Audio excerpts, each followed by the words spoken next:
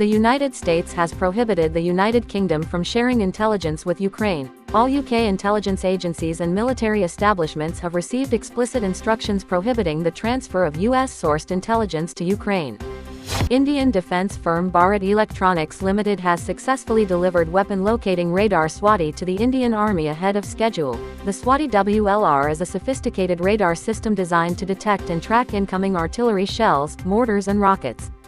China will increase its defense budget by 7.2% in 2025, bringing total military spending to $245 billion. The U.S. defense officials estimate that China's actual defense expenditures could be up to 40% higher than official figures. North Korea has completed the assembly of its first early warning and control aircraft based on the IL-76 airframe. Satellite images shows that a radar system has been installed on modified IL-76, which had previously been observed undergoing conversion into an early warning platform.